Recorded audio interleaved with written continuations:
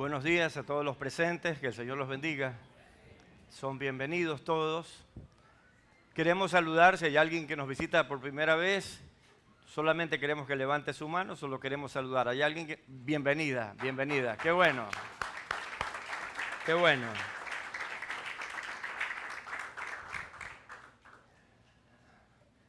Dicen que a un pariente lejano mío le preguntaron una vez: ¿de dónde vienes y a dónde vas? ¿Cómo te llamas y cómo estás? Se llamaba Juan Montalvo. Entonces dijo: del norte vengo, al sur me voy. Juan Montalvo me llamo y bien estoy. La pregunta hoy es, si alguien le pregunta a usted, ¿quién es usted? ¿De dónde viene? ¿A dónde va? ¿Y cómo está? ¿Qué respondería usted? ¿Respondería igual que este varón o respondería, soy un hijo de Dios?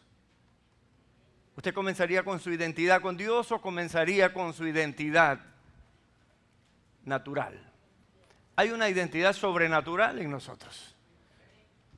Y yo creo que esa es superior a la natural porque es eterna. Un día nuestras cédulas no van a servir para nada. Pero nuestra ciudadanía que está en los cielos, esa va a ser eterna. Y ya nosotros pedimos visa y ya nos la dieron. Es más, nos dieron residencia ilimitada. En todo caso, hoy quiero hablarles de esa identidad que tenemos con Dios. La Biblia dice que usted y yo somos hijos de Dios. No sé cuántos nos sentimos hijos de Dios en esta mañana. Que somos siervos de Dios, que somos soldados de Cristo, que somos la plenitud de Cristo, que somos colaboradores de Dios, embajadores de Cristo, ministros de reconciliación, que somos su creación, que somos uno con Cristo, que somos ciudadanos del cielo, que somos la imagen de Cristo, que somos hijos de luz, que somos aceptos en el amado y que somos su cuerpo, y que somos reyes y sacerdotes y ovejas de su prado. ¡Qué tremendo! Y si me pongo a seguir nombrando, creo que no voy a terminar, ¿verdad? Porque Dios se deshace en términos hermosos para decirnos que somos suyos. De hecho, el Señor dice en su palabra que nos compró a precio de sangre. Pero hay, además de todos estos términos y muchos más, algo que llamó la atención a mi corazón esta semana y es lo que quiero compartirles. La Biblia dice que usted y yo somos piedras vivas. ¿Cuántos han leído eso? Piedras vivas. ¿Y de qué se trata eso? Pues vamos a leer la Escritura y desde ahí vamos a comenzar a entender un poco más qué es lo que Dios tiene para nosotros en esta mañana. Primera de Pedro capítulo 2 versículos del 4 al 5 dice: acercándoos a Él, piedra viva, desechada ciertamente por los hombres, mas para Dios escogida y preciosa. Está hablando de Jesucristo, ¿verdad? Él es la piedra escogida y preciosa, la piedra viva. Y luego el siguiente versículo dice: vosotros también. ¿Será conmigo que estaba hablando? No sé. Yo creo que es para mí, no sé para cuántos más es. Vosotros también, como piedras vivas, sed edificados como casa espiritual y sacerdocio santo para ofrecer sacrificios espirituales aceptables a Dios por medio de Jesucristo. Por eso siempre que oramos decimos: en el nombre de Jesús. Decimos así, ¿verdad? Porque si no, su oración se queda en el techo. Dios nos ha dado la entrada a su presencia y podemos pedir y recibir en el nombre de Jesús. El apóstol Pedro, que es el que escribe esta escritura que acabo de leer, hace mención de Cristo como piedra viva. Y luego dice que la iglesia es un edificio levantado por Dios con piedras vivas. ¿Será que alguien estará muerto en medio de nosotros? ¿Alguien podrá subsistir muerto en medio de nosotros? Creo que no. Porque hemos sido llamados a ser piedras vivas. Podemos decir piedras vivificadas por Cristo. Ahora, déjenme explicar un poquito este tema de las piedras. ¿Por qué esa analogía de las piedras vivas y de la casa espiritual? Es decir, las piedras somos nosotros que formamos una pared dentro del templo de Dios. ¿Será que Dios acepta una pared con hueco?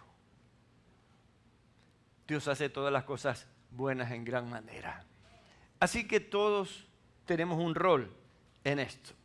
Antiguamente las paredes se hacían con piedras. Ahora hacemos con bloques. Pero antiguamente se hacían con piedras. Y no era como decir, a ver, tráeme 80 piedras de 40 por 25. No. No era así.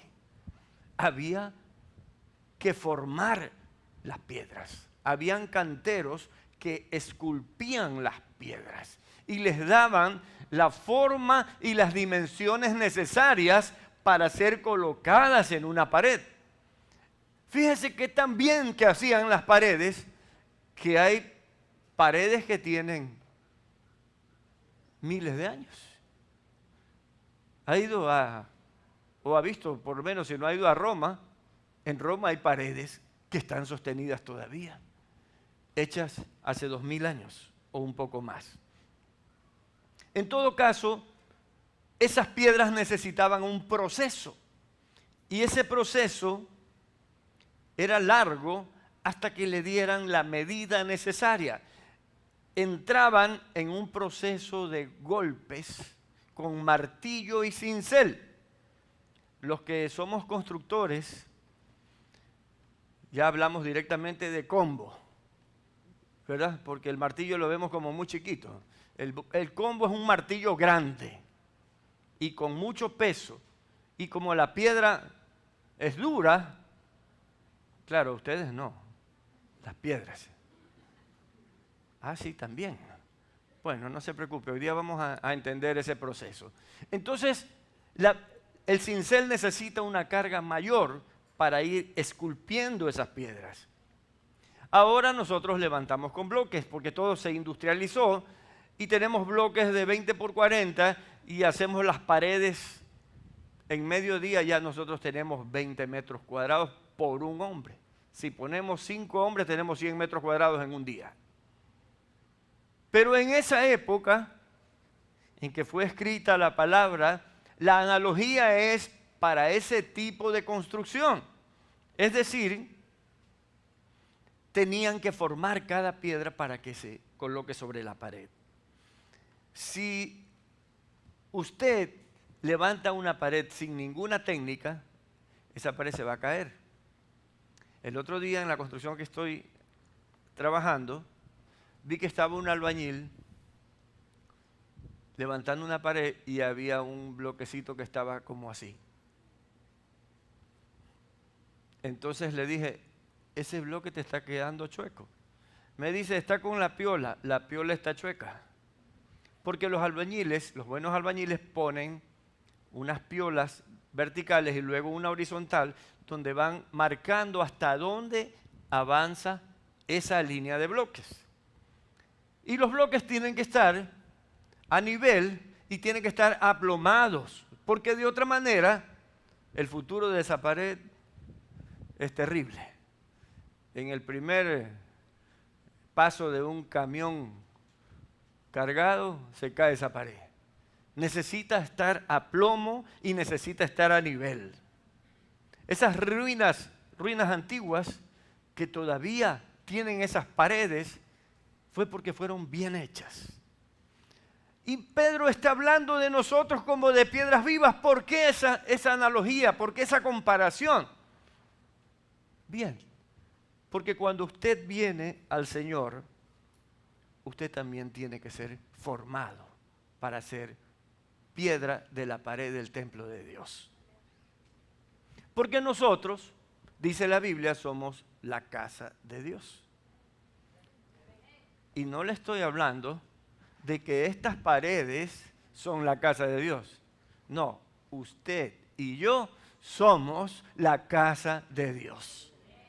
Eso es lo que Pedro está diciendo. Hebreos 3, versículo 6, en la Nueva Traducción Viviente dice, pero Cristo como Hijo está a cargo de toda la casa de Dios. Y nosotros somos, ¿qué?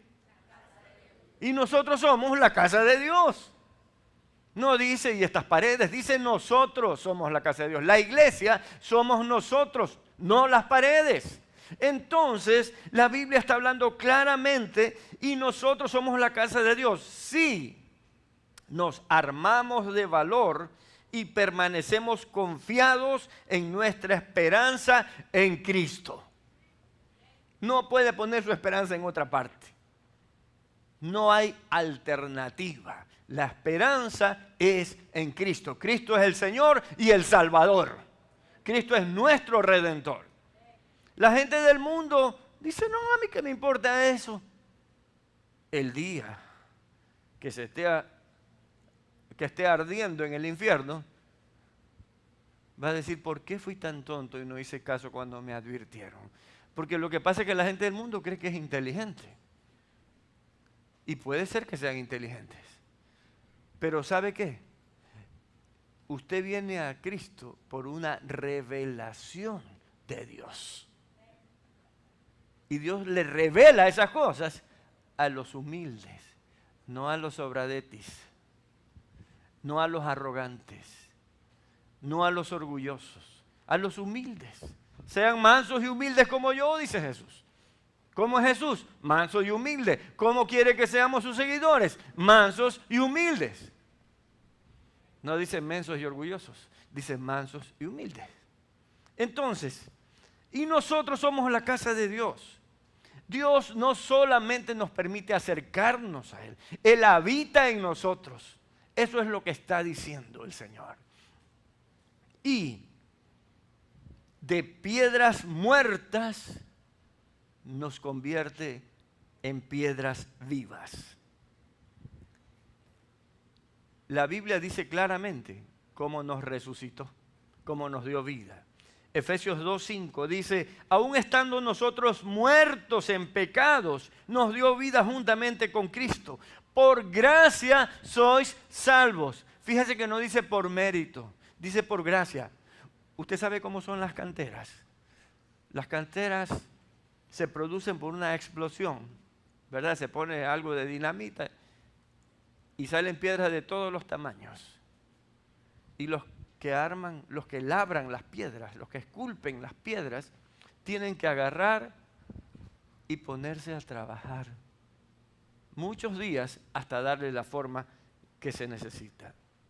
Ahora, nosotros revivimos, nos convertimos en piedras vivas por un toque divino en nuestras vidas.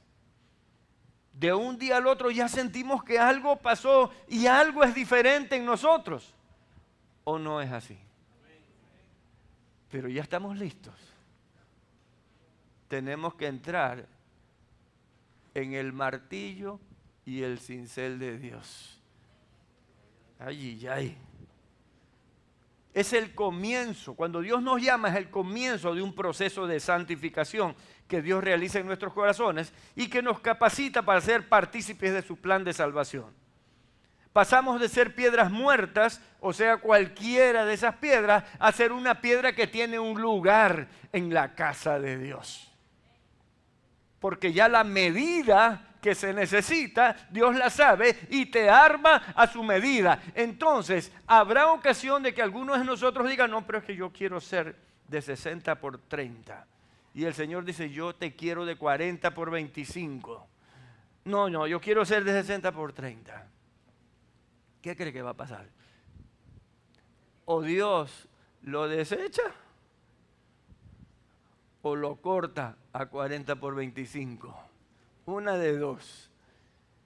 Yo no quisiera que nos deseche, ¿verdad? Qué terrible. Así que cada piedra tiene que ser esculpida y tiene que pasar por el proceso del martillo y el cincel. Nosotros también necesitamos meternos en ese proceso. ¿O piensa que alguno que llega a Cristo ya está listo? ¿Cuántos tienen más de 15 años en el Señor? ¿Fue fácil? ¿No hubo ningún proceso? ¿No tuvieron ninguna amargura? ¿No tuvieron ningún problema? Eso no puede decirlo ninguno. Todos pasamos por ahí. Ah, no, pero es que si me van a dar problemas, yo no me vengo a Cristo. Y no sé a dónde más vas a ir, porque solo Él tiene palabras de vida eterna. No hay otro. No hay otro nombre debajo del cielo en que podamos ser salvos, dice la Biblia. Así es que no podemos inventarnos ni hacer las cosas a nuestra manera. Yo reconozco que era un Bruce Willis también cuando no conocía al Señor. Era duro de matar. Pero un día el Señor tuvo misericordia de mí, me llamó y me dijo a la cantera: está bien, Señor, dele con todo. Porque esa es la forma en que debemos ponernos delante de Dios. Señor, púleme como tú quieras. Haz conmigo lo que tú quieras. ¿Cuándo se ha visto que una piedra le dice: hazme un peinadito así bonito para que yo sea diferente en el resto de la pared? No hay tal cosa, hermanos. Ninguno de nosotros puede saltarse ese proceso. Nadie puede proclamar que está listo para servirle a Dios si no permite que Dios lo transforme y lo vaya moldeando de acuerdo a sus propósitos y voluntad. Los grandes hombres y mujeres de Dios que Dios ha utilizado a través de la historia, pasaron por el martillo y el cincel del Señor. Así que todos tenemos que ser moldeados de una o de otra manera, porque de lo contrario no llegaríamos a ser lo que la Biblia dice que somos. Y la Biblia dice que somos la gloria de Dios. Le voy a leer Isaías 43:7, Nueva Traducción Viviente. Dice, el Señor dice así: traigan a todo el que me reconoce como su Dios, porque yo los he creado para mi gloria. Fui yo quien los formé a martillo y a cincel. Aunque no le guste, mi hermano, ese es el proceso. Pero hay muchas cosas que hemos tenido que abandonar para venir a los caminos del Señor, ¿sí o no? ¿Y por qué cree que lo abandonamos? Porque el Señor metió el cincel por ahí y dijo: esto no va. Y a veces nos duele, pero ¿sabe qué? Lo que viene después es maravilloso. Dios tiene maravillas para nosotros. Y Dios ha metido en ese proceso a todos los personajes bíblicos que nosotros podemos leer en la Biblia y conocer en algunos a detalle sus procesos, como por ejemplo el proceso que pasó Abraham, o José, Moisés, David, Ruth, Ana, Eliseo, Oseas. ¿Usted sabe lo que le pasó a Oseas? El Señor le dijo que se case con una prostituta. Ah, no, pues señores, así tampoco. Pero ¿sabe qué? Si Dios te está metiendo en ese proceso donde te va a pulir, tienes que obedecer. Abraham tuvo que ofrecer a su único hijo. Al menos en su corazón lo ofreció. Son procesos, hermanos, de los que salimos adelante. Pero así como Oseas, como Eliseo, también tuvo su proceso Débora, Jeremías, Juan, Pablo y tantos otros que fueron moldeados para servir a los propósitos de Dios. Y le voy a decir algo que usted tal vez diga: pero a este pastor se le están saltando los breakers. Pero que se lo diga la Biblia. Miren lo que Hebreos dice, el libro de Hebreos dice acerca de Jesús. Hebreos 5, 8 y 9. Y aunque era hijo, por lo que padeció, aprendió la obediencia.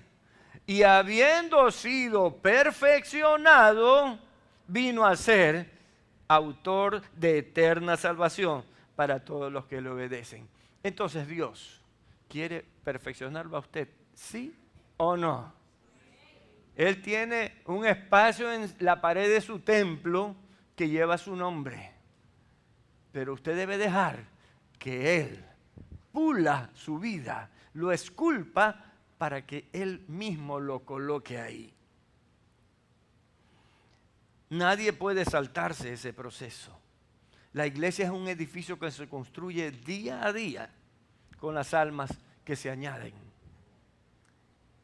Y terminará de levantarse al final de los tiempos. El proceso es tan necesario porque garantiza nuestra idoneidad para continuar con la obra que Dios encomienda a cada uno de sus hijos. Usted ha oído hablar de predicadores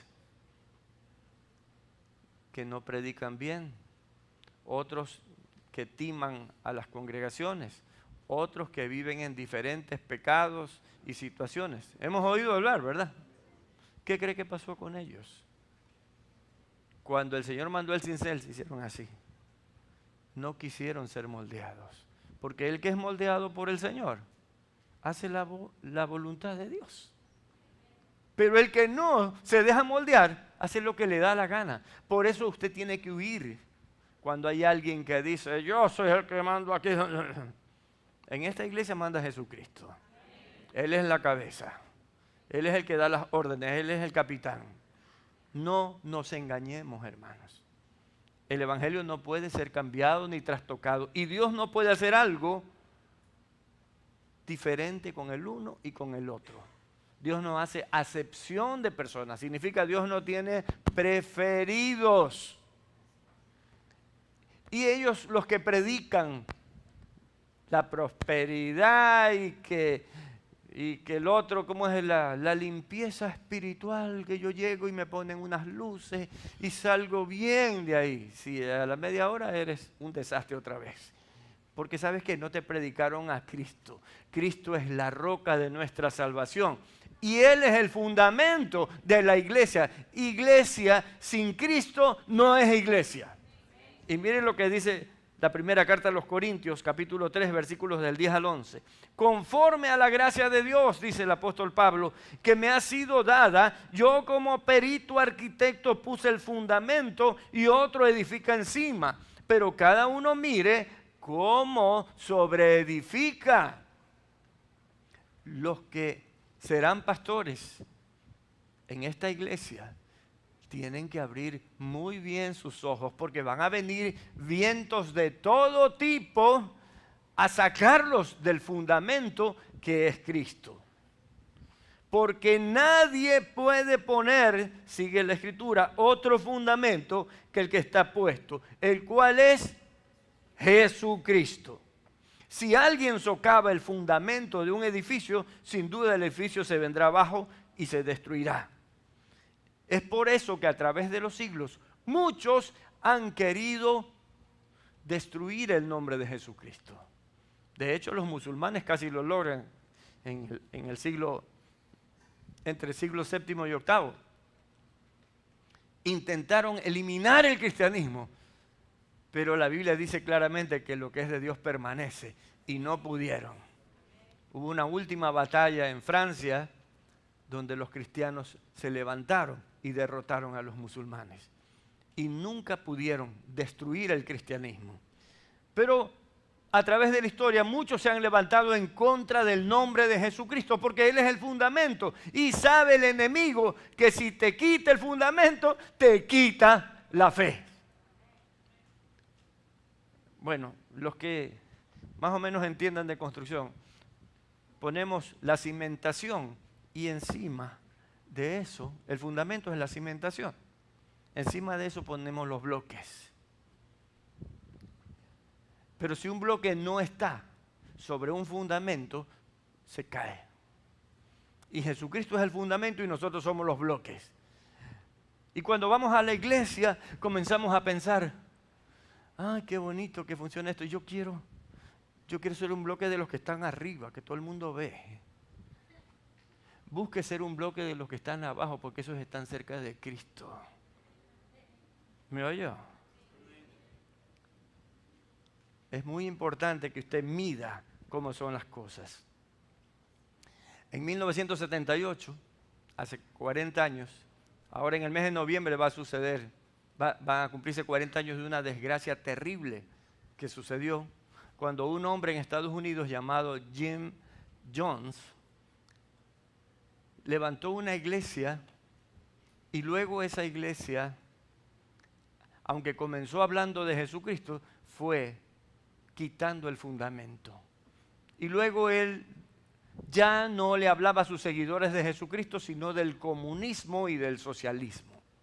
Entonces las autoridades de Estados Unidos comenzaron a quitarle la autorización para que se reúna con personas si iba a hablar de política. Lo cierto es que el hombre hizo una congregación bastante grande y como las autoridades no lo dejaban salirse con la suya, él se fue a Guyana, que es una pequeña nación de habla inglesa, entre Sudamérica y Norteamérica y Centroamérica. Y entonces ahí compró una tierra enorme y le puso a ese lugar Jonestown, es decir, el pueblo de Jones. Él era apellido Jones. Entonces, si usted se da cuenta, no puso Christotown, sino que puso Jonestown. ¿A quién estaba poniendo en primer lugar?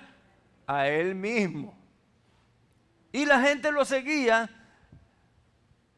ciegamente. Le decían papá. Habían unos hasta que tenían 20 años más que él y le seguían diciendo papá, porque lo veían como a un Dios.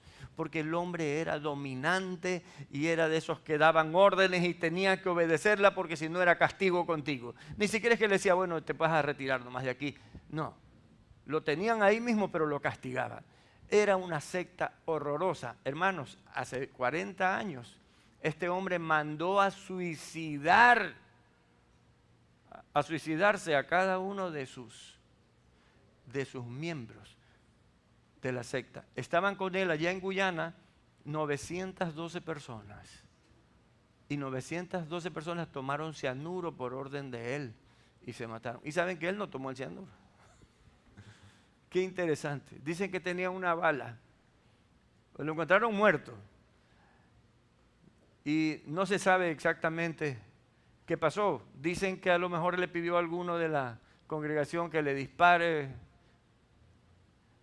Yo lo que creo es que algunos estaban muriendo con el cianuro y viéndolo que no se iba a matar, lo mató. Pero lo cierto es que ese día murieron 913 personas. ¿Sabe por qué? Porque quitaron el fundamento. El fundamento de la iglesia es Jesucristo y nadie más. Nadie más puede tomar ese lugar. Por eso el apóstol Pablo dice en 1 Corintios 3, del 16 al 19, ¿no sabéis que sois templo de Dios y que el Espíritu de Dios mora en vosotros? Si alguno destruyera el templo de Dios, Dios le destruirá a él. Porque el templo de Dios, el cual sois vosotros, santo es. Nadie se engañe a sí mismo. Si alguno entre vosotros se cree sabio en este siglo, hágase ignorante para que llegue a ser sabio. Porque la sabiduría de este mundo es insensatez para con Dios. Pues escrito está, Él prende a los sabios en la astucia de ellos. La iglesia es la obra de Jesucristo. El que intente dañarla, dividirla, destruirla, tendrá que enfrentar el juicio de Dios. Por eso tengo muchas reservas con las iglesias que han nacido de una división. Hay muchas iglesias que han nacido de una división. No me gusta como el pastor predica, yo me voy y yo hago mi propia iglesia. Eso hizo Charles Russell y puso la secta de los testigos de Jehová. ¿Sabe qué? Usted debe tener cuidado porque cada vez que alguien sale con alguna de estas cosas, por cualquier motivo o por antojo, acarrea maldición sobre él y sobre la gente a la que está guiando. Puede hacer que esas iglesias luzcan exitosas por un tiempo, pero acuérdese que tendrán que ir al tribunal de Cristo. Ahí son donde las papas queman. Ahí veremos quién es quién. Al inicio de esta prédica yo les di 2 versículos. Les voy a leer el segundo otra vez, que es primera carta de Pedro, capítulo 2, versículo 5. Dice, vosotros también como piedras vivas, sed edificados como casa espiritual y sacerdocio santo, para ofrecer sacrificios espirituales aceptables a Dios por medio de Jesucristo. Mire que aquí hay una orden a ser edificados como casa de Dios y sacerdocio santo. No es una opción. A ver, Señor, yo soy como soy, a mí no me toque ni me ponga en esa pared, nomás yo estoy con usted, ¿ya? Dios no tiene piedras irregulares, tiene piedras esculpidas. Usted y yo tenemos que ser piedras esculpidas. Tenemos que ser gente que se deje guiar y formar por parte de Dios. En el Antiguo Testamento, el sacerdocio santo se refiere a que en el Antiguo Testamento el pueblo necesitaba un sacerdote que lo lleve a la presencia de Dios. Pero por la gracia de Cristo ahora podemos entrar confiadamente a la presencia del Padre, porque el sumo sacerdote nuestro se llama Jesucristo. Y podemos presentar delante del Padre sacrificios de alabanza o ponernos a cuentas con Dios o interceder por otros. Hebreos 4:16 dice, acerquémonos pues confiadamente al trono de la gracia para alcanzar misericordia y hallar gracia para el oportuno socorro. Cuando usted está en un apuro dice, Dios mío, por favor, ayúdame. Y los impíos también dicen, pero ¿a quién lo escucha Dios? Dios escucha a los que han caminado con Él. Sí, es verdad que Dios hace salir el sol para todos, pero Dios tiene una relación con los suyos. Si usted es una piedra del edificio donde habita Dios, pues Dios lo va a escuchar. Pero si a usted no le importa, si usted cree que su vida es más chévere que los demás y que usted es ¿cómo es que le dicen? El mamito, algo así. O el duro de la película, lo que sea. Usted se está engañando porque no hay tonto más grande que el que desprecia a Dios. Nosotros podemos acercarnos porque somos la iglesia, porque somos el cuerpo de Cristo. Estamos unidos a Cristo de una manera indivisible. Él es nuestra cabeza. Ahora dice, sed edificados. ¿Qué es eso? Eso es una orden, hermanos. Es un mandato de Dios. Sed edificados como casa de Dios y como sacerdocio santo. Es decir, intercesores entre los que no conocen y Dios. Gente que se pone en medio y dice, Padre, ayuda a este escuelero que no ha venido a ti. O como quiera decirlo usted. Pero lo cierto es que necesitamos vivir el sacerdocio de Cristo en nuestras propias vidas. Necesitamos vernos de una manera diferente. Ya no nos veamos como los sufridos, los engañados, los que perdieron las cosas. No se ve así, porque usted ha sido llamado con un llamamiento eterno. Un llamamiento eterno. No vamos a hacer casa de Dios mientras estemos aquí nada más, sino eternamente. Le pertenecemos a Cristo, pero también nos pertenecemos los unos a los otros, porque el bloque primero que está sobre el fundamento se pega con cemento. Y luego se pegan bloque contra bloque con cemento. Y estamos unidos los unos a los otros. Si usted está en Cristo, está unido a mí. Si usted no es de Cristo, pues no está unido. Y digo a mí por decir a cualquier cristiano. No, tampoco diga al pastor. No.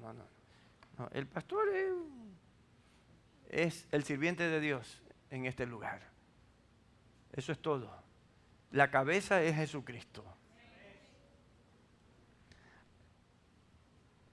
Toda idea de división no atenta contra los hermanos, atenta contra Dios.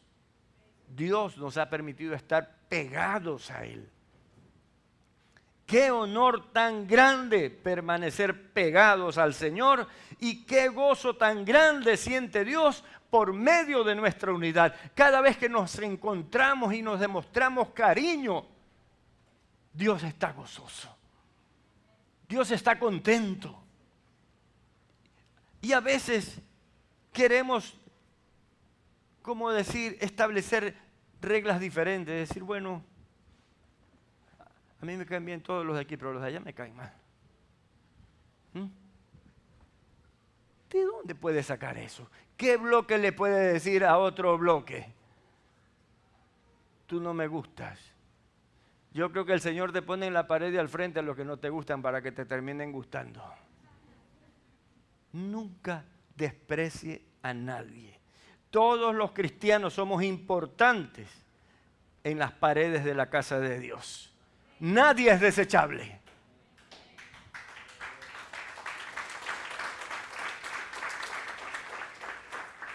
Por eso debemos amarnos y soportarnos.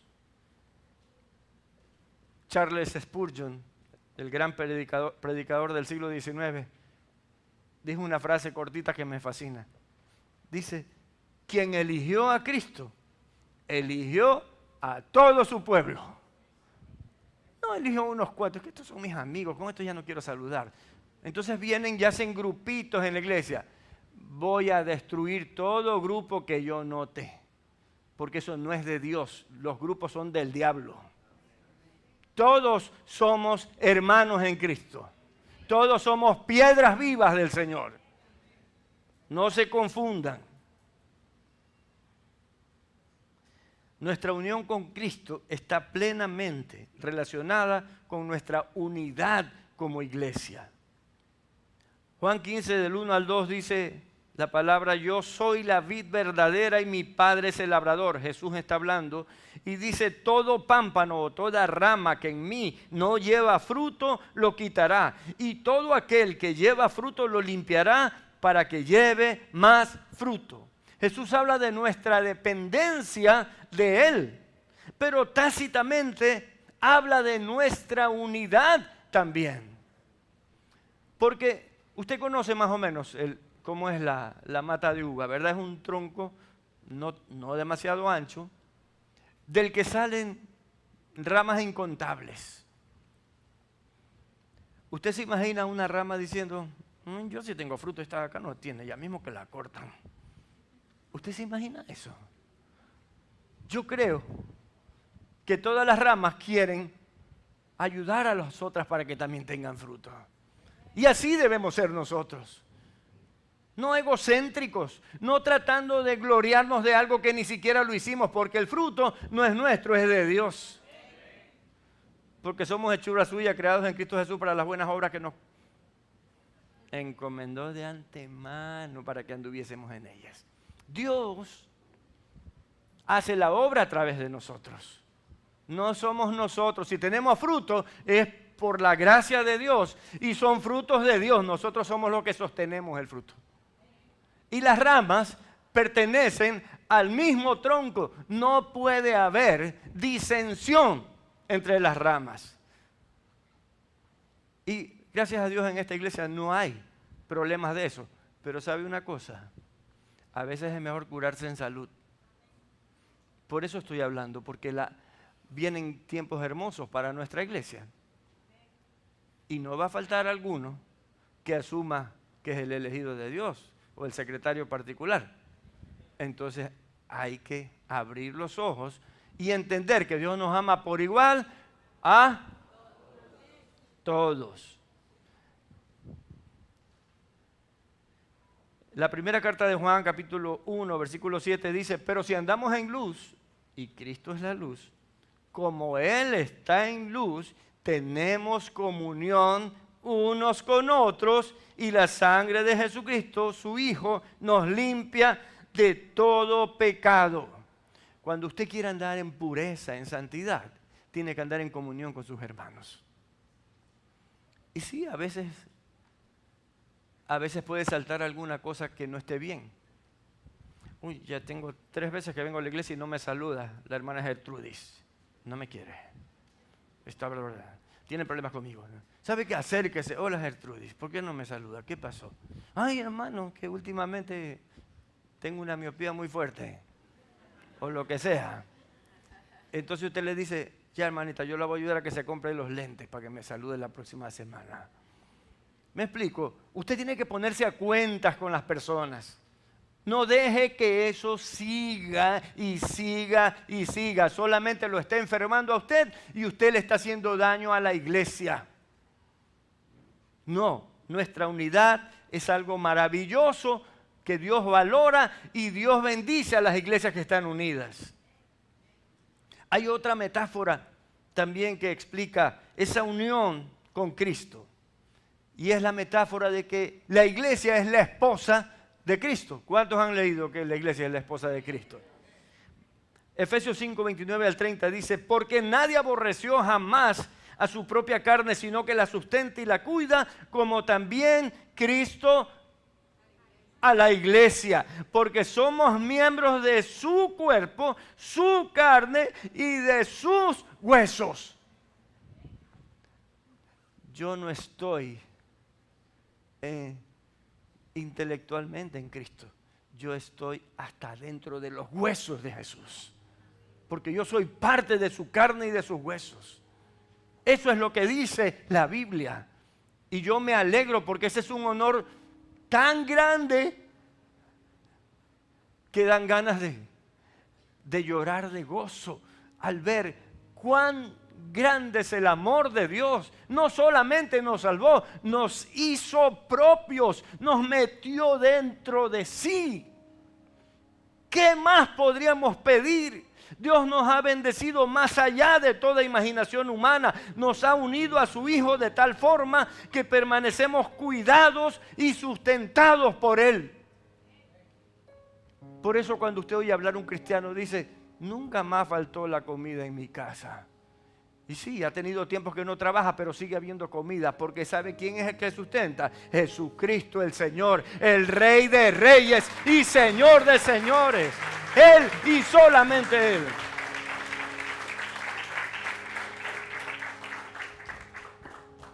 Hermanos, esta palabra me hace pensar en una necesidad inmensa de buscar la unidad, férreamente.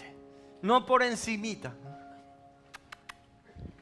No olvídese de eso. Únase de verdad. Únase de verdad. Trabaje en usted. Dios obra en las iglesias que están unidas, cuyos miembros han decidido seguir a Cristo incondicionalmente. Vienen tiempos maravillosos para Alto Refugio, hermanos. Vienen tiempos maravillosos. Dios va a ampliar las estacas de esta iglesia. Se va a cumplir la profecía en nosotros. Se va a cumplir. Pero tenemos que unirnos de verdad. Yo le doy gracias a Dios porque en esta mañana contamos con nuestros hermanos Javier y Alicia García. Ellos viven en los Estados Unidos, pero cuando visitan el Ecuador, ellos vienen aquí. Ellos se sienten parte de esta iglesia. Ellos promueven esa unidad. Y saben una cosa, a veces no nos mandamos un mensaje por 2 meses, pero nos queremos de una manera que yo estoy seguro de cuánto me quieren y ellos están seguros de cuánto yo los quiero. Porque eso lo hace Dios. Esas no son cosas humanas, son las cosas de Dios. Y nosotros tenemos que trabajar en esa unidad. Necesitamos ser piedras vivas de la casa de Dios. Necesitamos ser adoradores, verdaderos adoradores de Dios. Obedientes, activos, humildes, pacientes. Ay, no, pastor, no me pida que sea paciente, yo ya no aguanto a Fulgencio porque tienes que soportar a tu hermano. Tienes que soportar a tu esposo, a tu esposa, a tu hijo, a tu hija. Tienes que vivir esta palabra. No puedes dejarla ahí y decir, sí, me la sé. Hermanos, esta semana visitamos a un abogado con mi esposa. Y después de hablar el tema que necesitábamos hablar, él me dijo que estaba con Dios. Pero mi espíritu me decía, ese está como a 4 kilómetros. Y comencé de a poquito a hablarle. Pero no se dejaba porque sabía mucho, hermanos. Hablaba y tenía su intelecto desarrollado. No le podemos negar. Pero gracias a Dios, de todo lo que hablaba, Dios ya me había hecho pasar por ese camino. ¿Sabe por qué? Porque Dios nos prepara, nos capacita. Y entonces cuando le dije, porque él criticaba a las iglesias y decía, sí, que no son los que van a dejar la comida allá y la ropa acá y esto que lo otro, que eso es lo que a mí me gusta. Yo le dije, a Dios lo que le gusta es que usted le entregue su corazón. Él está tocando a la puerta y llamándolo y diciéndole, abre. El hombre se quedó parado. Se le acabó el argumento. Porque ¿sabe qué? Tenía intelecto, pero no tenía el Espíritu de Dios. Y el Espíritu de Dios nos lleva a pegar en el palo, donde tiene que ser, en pleno centro. Y el hombre estaba así de convertirse a Cristo, hermano. Y le vino un enojo. Y dijo, bueno, hasta aquí ahorita, no, ya no puedo conversar más. Y entonces le pregunté, ¿le molesta que hable de Dios? No, ¿cómo me va a molestar? Le molesta que hable de Dios, ¿verdad? Piense bien, algo está pasando en usted. Bueno, sí. Y ya no quiso hablar más. No importa, hermanos. Como dijo Glenda, de mejores lugares nos han votado. Y mejor gente. Pero ¿sabe qué? No importa que te voten, que te humillen, que hagan lo que sea. A Cristo lo hicieron peor. ¿Sabe qué? Pero usted metió la cuña ahí. Y usted sabe que ahí hay una semilla que en algún momento llama y dice, oiga, véngase un ratito que quiero preguntarle algo. Allá voy, Febres Cordero. ¿Verdad? Porque ya sé que ese es el punto, ¿verdad? Necesitamos ser pacientes, diligentes, tenaces para perseguir la victoria, compasivos con los que caminan lento. Necesitamos mostrar a Cristo en todo tiempo y lugar. Eso nos dará fuerza para perseverar en todo lo que Dios nos manda y lo que quiere hacer con nosotros. Si tenemos un sueño con esta iglesia es porque Dios nos ha dado ese sueño. Hermanos, hoy día nada más quiero pedirles que oremos desechando de nuestro corazón todo lo que nos ha dividido de cualquier hermano de la iglesia. Y nos pongamos a cuenta y comencemos a amar y amar y amar. No deje que otro sentimiento entre en su corazón. Pongámonos de pie, por favor.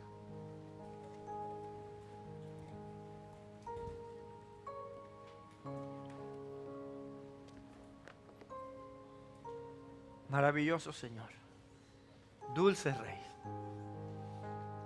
maravilloso Espíritu Santo, que hoy día tú te has movido maravillosamente también en ambos cultos. Te doy la gloria, Señor, en el nombre de Jesús, porque tú estás obrando en medio de nosotros y quitando torpezas carnales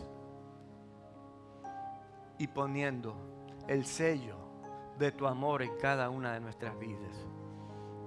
Padre, te pedimos perdón por cada vez que abrimos la boca y dejamos que alguna crítica saliera en contra de un hermano verdadero.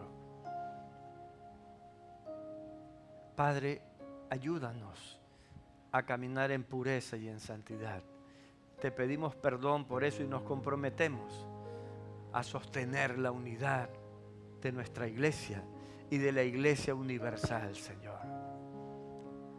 Que así vengan hermanos que declaren y confiesen tu nombre, Jesucristo. Sean de la China, de Rusia, de Arabia, de donde sea.